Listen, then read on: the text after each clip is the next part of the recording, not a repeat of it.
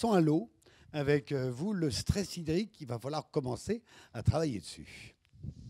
Oui, moi j'ai pas fait de présentation. Bonjour, je m'appelle Stéphane Gilbert. Donc effectivement, depuis 20 ans, je m'intéresse à la question de l'eau et merci à Florian pour cette magnifique rampe de lancement parce que là encore, effectivement, les choses changent. Alors j'aime bien aussi enfoncer des portes ouvertes.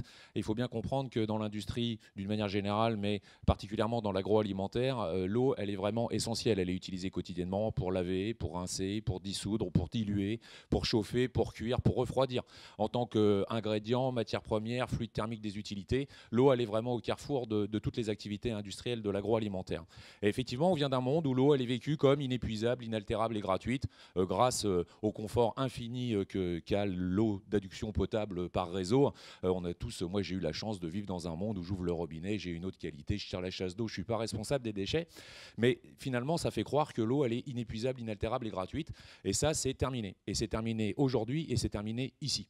Il y a 3 grands facteurs qui imposent ça. Le premier, c'est la dégradation des masses d'eau superficielles.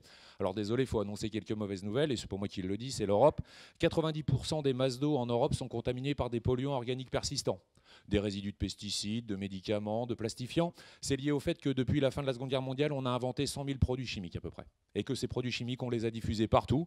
Et comme l'eau étant un solvant universel, on la retrouve à peu près partout. Le deuxième grand facteur, et je ne vais pas m'étendre dessus, c'est le changement climatique. Effectivement, il y a moins 20 à 30% de ressources. Le bassin Adour-Garonne annonce 1,2 milliard de mètres cubes de manque d'eau en 2050 à l'étiage. Cette année, la région Nouvelle-Aquitaine est à moins 250 millions de mètres cubes à l'étiage.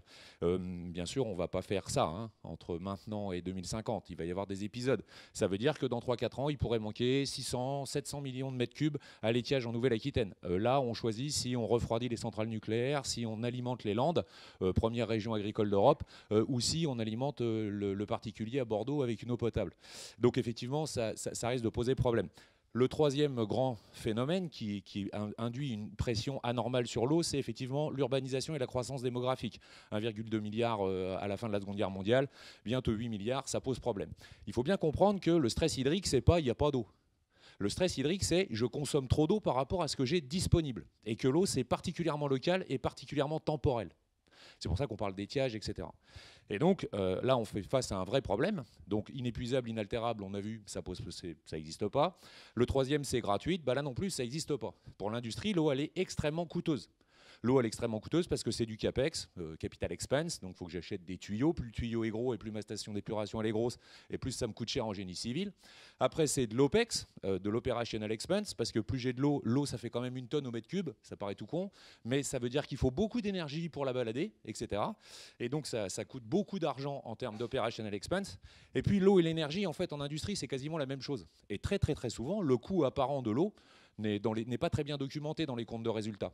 Quand vous avez 1 millimètre de tartre sur un échangeur de chaleur, vous perdez 20% si c'est du tartre, 40% si c'est du biofilm. Ce coût-là, il est considéré comme un coût énergétique. En fait, la cause racine, elle est bien dans l'eau. Donc en fait, nous, ce qu'on fait depuis un paquet d'années maintenant, c'est qu'on fait des cartographies dynamiques et holistiques.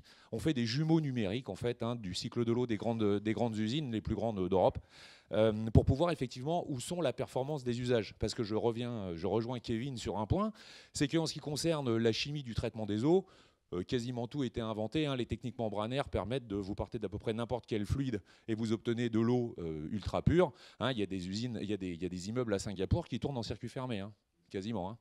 Voilà, et l'immeuble lui-même. Donc, effectivement, nous, notre population, elle n'est pas prête, mais il y a d'autres endroits dans le monde où le stress hydrique est bien plus grand, où les technologies existent.